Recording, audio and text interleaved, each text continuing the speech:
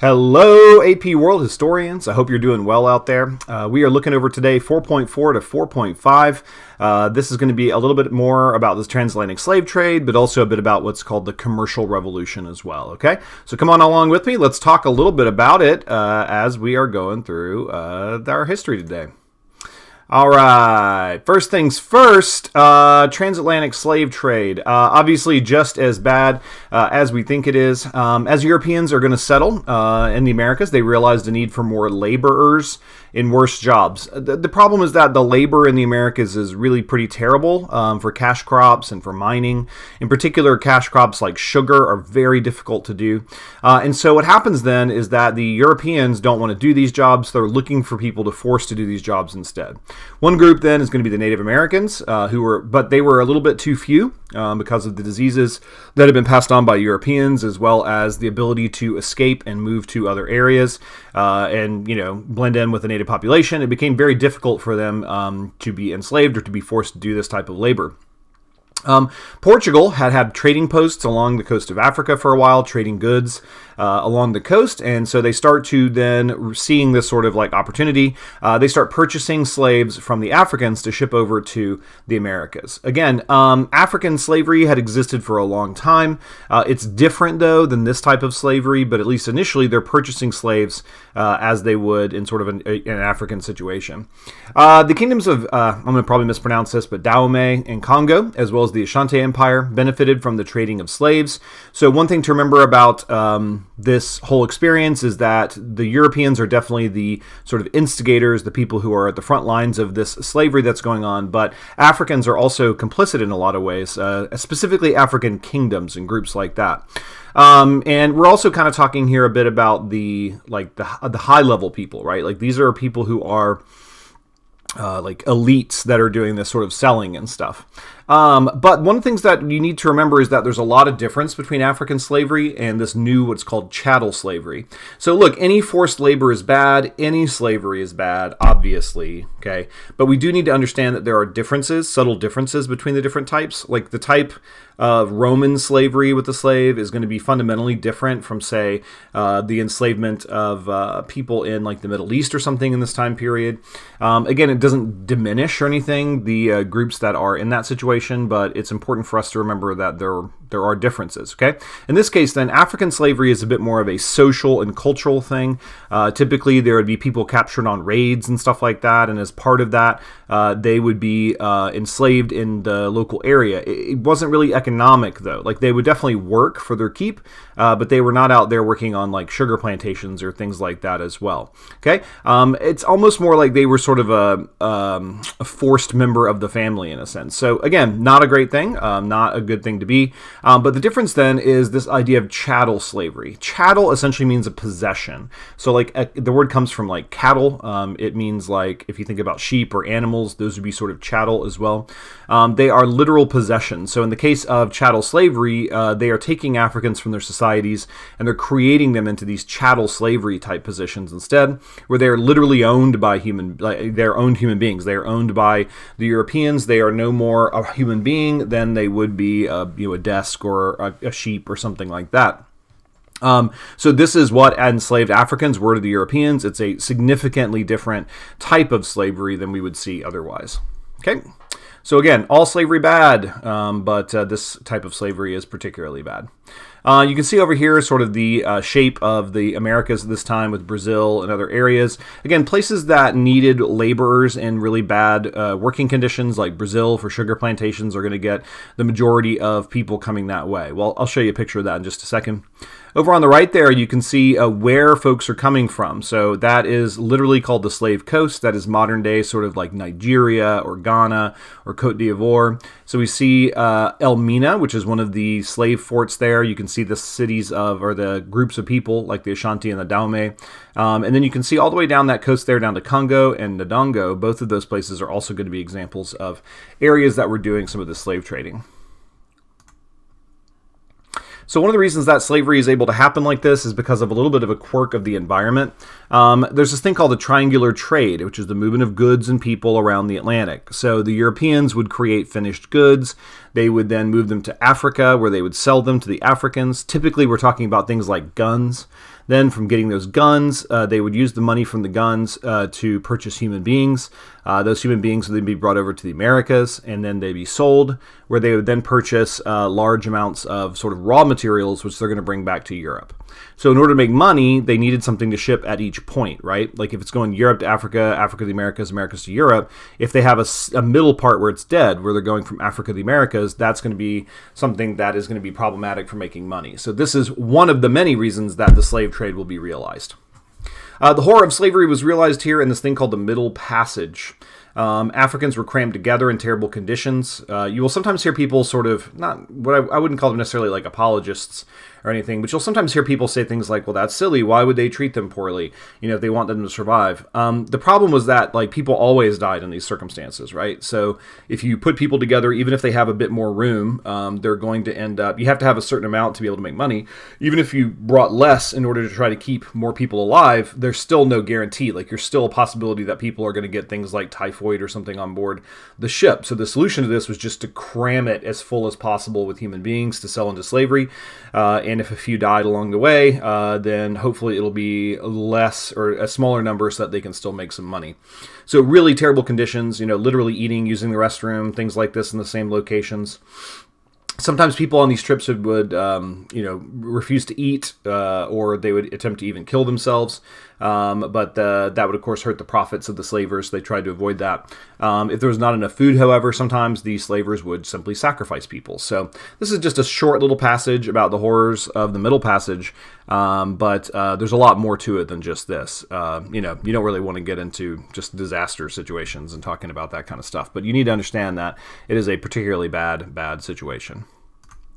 All right, this will show us a little bit about where people are going, right? So what we're seeing here then is places where difficult cash crops are. Brazil, 38% of people are going there, 42% to the West Indies, right? These are places that have large sugar plantations where human beings are going to be brought to be sold, okay? So if you look up there, for example, British North America, which is modern-day United States, you'll see it's very little. It's about 4%. That is because while we do have a lot of agricultural labor that we wanted to enslave people for, such as like tobacco, cotton production, things like that, it's not as bad as it was in those other places. One of the reasons that Brazil needs 38% of this group is because people die very quickly in the sugar plantations. It's a brutal place to work, and so there's not like, this sounds awful, but there's not like replacement people, I guess. Whereas in British North America, because the labor was less harsh, it meant that more people survived, and so they didn't need quite as many slaves. Again, the whole thing is disgusting and horrible, but that is some of the explanation for it, at least. This is a picture of the slave fortress known as Elmina. You can see the cannons there because they would need to protect the slaves that they have so they could make the money off of it. This is a painting by a guy named Robert Riggs called The Slave Ship. I always like to show it because I feel like it really captures, if not the like factual reality, it is definitely going to capture a lot of the emotional reality of these voyages. Riggs is painting this in like the 60s or 70s. This is not a contemporary painting, but you can see a lot going on here, right? Like down there in the bottom, you can see all of the people there crammed in, just no space whatsoever. And then on the top up there, they would on occasion let people out on the top of the boat to try to get them some air, but people often jumped over the side, so that's why you see the netting and the guy sort of jumping out there. In the middle there, you can see a guy with a cat of nine tails whipping people that are not doing what they're told to do. And over on the right, you can see a person being force-fed. Again, this is a sort of emotional feeling about the whole thing. It's not necessarily factual, but I think it's important to take a look at. All right, this Atlantic slave trade, transatlantic slave trade, has a lot of effects on both sides of the ocean, so it's not just in Africa or just in the Americas. But looking at both sides here, in Africa, we're going to have a depopulation of the slaving regions. So less people living there, something like 12 million people over the course of the slave trade are going to leave Africa. They're going to reduce the number of men in these areas, which results in things like polygamy. That is a man with more than one wife. If you have less men, it means there's more likelihood of polygamy. It was already accepted in a lot of African societies, so it just became more accepted. You're also going to destroy the bonds of kinship. Remember, Africans are very diverse, but a lot of African societies do have similarities when it comes to things like kinship systems, and so those kinship systems are going to be destroyed. Weakening of African states, making them vulnerable to future European domination. and making these economies depend on slave trading. These are all going to be problems for the Africans. In the Americas, then, we are, of course, going to have chattel slavery, which is a terrible, terrible thing. We're also, though, going to see the creation of these syncretic belief systems. Syncretic, of course, meaning sort of the combination of things. And in this case, then, these syncretic belief systems are going to be things mixing like traditional African religion with Christianity, for example. We also are going to see the beginnings of Islam in America, as some of these slaves are actually Islamic. We will see multiracial people. Unfortunately, that is usually as the result of forced sexual encounters. Dominance on trade goods as well. So the Americas are going to be focused in on things like shipping sugar and stuff instead of developing a more rounded economy. Resistance to slavery occurred. We'll talk more about this in the next video, but a couple of examples here. The Maroons were people who escaped. They were what were called saltwater slaves, slaves that had been born in Africa and brought over. Most of them were. And these Maroons would escape and they would fight. So, for example, in Jamaica, they oftentimes would escape their plantations, go up into the Blue Mountains of Jamaica, and there they would form Maroon colonies or Maroon, little areas. And then they would use that to sort of fight back against the British when the British came knocking. Slaves could also resist work. They could also lead slave revolts as well. Two examples of high-level people in Africa, then, King Afonso and Queen Nzinga, are also examples of resistance. They will push back against the slaving system as well. Here's just an example of what we're talking about with chattel slavery. Human beings basically considered to be the same as just, not people, just as property. So you can even see sort of the advertising copy there, right? Talking about how they are free from smallpox to try to get people to purchase them. Here's a picture of a contemporary painting of the resolution of a Maroon War. You can see the British on the right there, and the Maroons putting down their arms as a result of a treaty. There are multiple Maroon Wars, though, so these treaties often did not last all that long. All right, let's talk a bit about commercial situations here. Let's talk about money and finances, because again, nothing high school kids like more than economics. Initial exploration around the world led to intense rivalries between European states. So, for example, Spain and Portugal were the first to settle in the Americas. Spain conquered the Aztecs and the Incas. The Portuguese established sugar plantations, but they're competing with each other. There's a lot of rivalry here over who's going to get what. So they essentially asked the Pope to help them out with this, to sort of like divide the country into two. And that leads to something known as the Treaty of Tordesillas in 1494, which divides the world into sort of Spanish influenced areas and Portuguese influenced areas. Those areas do not matter for like the British or the French because they're not a part of this treaty, but it does end up sort of like delineating where the Spanish and where the Portuguese are going to be. Gold was a major reason for the Spanish conquest and colonization, but not as much in the Caribbean as they were hoping for. But they did find a lot of silver and silver mines. So in an attempt to make other ways to make money in addition to silver, the Spanish will try to enslave Indians in what's known as the encomienda system. Now look, there's a lot of types of forced labor that we've talked about. We've talked about chattel slavery, we've talked about African slavery, we've talked about some others. This is a new type as well. So here's the basic story of the encomienda system. Encomienda is basically a system where they would force a community of Native Americans to work for a person known as an encomiendero. So let's say that you have this encomiendero. He is sort of operating in, he doesn't have like a land necessarily, like he may have that, but it's not like a land grant or whatever. But the Spanish will give him permission essentially to dominate the people in a certain area. So he'll show up to these villages and say, okay, I need 20 people to work for me, and then they will come and work for this encomiendero.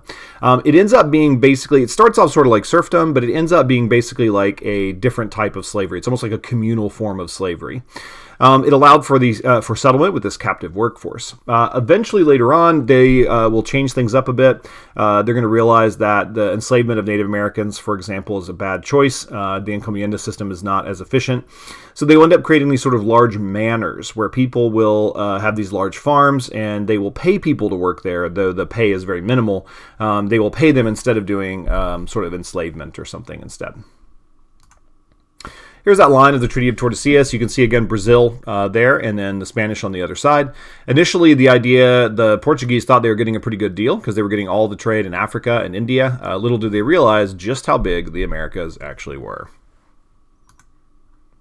All right. Again, as we mentioned, gold does not necessarily emerge, but silver does emerge in this area, particularly in Mexico and Peru. Two of the larger silver mines in the world, Zacatecas, Mexico, and Potosi, Peru. In Peru, they're going to use this mita system to get labor for mining. Here's another example of forced labor. So the mita system then was a labor tax that was used by the Inca, and the Spanish authorities will use it for something quite similar. So as we're getting more and more silver feeding into the European area, this concept, this economic idea of mercantilism becomes more popular. Mercantilism is an economic theory that privileges the government, or in this case, it's sort of like the country, basically, in the economy. So in our modern day capitalist system, the individual is going to be benefited. They look out for themselves. And then as a result of that, that will benefit the economy as a whole, sort of the theory of capitalism. Here, the idea is that the government or the country is the one that should be the beneficiary of any sort of financial situation. And then the people would benefit from the quality of the government and the country as a whole. Okay, so a couple ways that you can do this. You are going to enforce it through government monopolies. You don't want to have people competing with each other. Instead, you want to grant a monopoly so that you can make as much money as possible, potentially. You're going to develop colonies because those colonies can be exploited. And also the idea of protectionism, where let's say that you have a pottery business. You don't want foreign competition with that pottery business. You want to keep your own very strong as well. So that is why you're going to protect it by installing tariffs and things. Mercantilism is not a great idea for a lot of different reasons, but one of the biggest problems here is this monopoly and protectionism. It doesn't lead to good choices by the monopoly or the protectionists. If you are a protected industry, then you have no real incentive to drop your prices or do better in the market, stuff like that. So we end up seeing some problems with it in the long run, and that is one of the reasons it's replaced by capitalism. This concept led to economic problems back home as waves of silver would hit the world economy. So basically the Spanish would pile up a whole bunch of silver on board a Spanish galleon. They put 10 of those together for protection, and then they would bring them over to Spain and just dump waves of silver, devastating to the world economy. The Ottomans decline because they had previously controlled the supply of silver, and so now they don't, and all this extra silver is really messing with their economy. Just a contemporary picture there of Potosi. I don't think that's actually what it looks like, but, you know, an idea. All right. Part of what made this exploitation possible was this thing called the commercial revolution. So the price revolution is an increase in prices. The commercial revolution, on the other hand, is the idea of new kind of like ways to do business. The best example of this really is things like the joint stock companies we'll talk about in a second. Some reasons for the commercial revolution, though: development of new colonies, new ocean trade routes, population growth, lots of new precious metals, means that all the economy is changing and they need new ways to sort of deal with all that. So, for example, joint stock companies like the Dutch East India Company, the British East India Company were a huge factor. These companies are going to offer some limited liability, right? So instead of as a private citizen that you are trying to build a business where they can go after you later on, in this case, you're just getting money that then you can use. So if I, as a person with a bunch of money who wants to invest, I don't have to take the risk of opening my own private business. Instead, I can purchase stock in a business. And then if the stock goes down, I have just lost some money, but I haven't had as much of a severe problem as I would have if I tried to open my own business. Joint stock companies are what we use today. So like Apple, all that kind of stuff are effectively joint stock companies. The companies offer limited liability and help to increase the acquisition of capital. But one of the problems that we find with this, and this is still true today, though lesser, are financial bubbles. So as we allow people to create more money through these stock markets, we can also see, though, that those stock markets sometimes can go a bit haywire. Here in 1719 to 1720, we have the South Sea Stock Company, or company stock, which goes up and up and up and then collapses on itself. They never really, to my knowledge, even send anybody out. This was sort of supposed to be an exploration thing. But basically, people just started investing in it to the point where it was no longer worth what people were investing in it, and that will cause it to collapse. The last time we saw this in a big way was in the late 90s, early 2000s, when we had this thing called the dot-com bubble.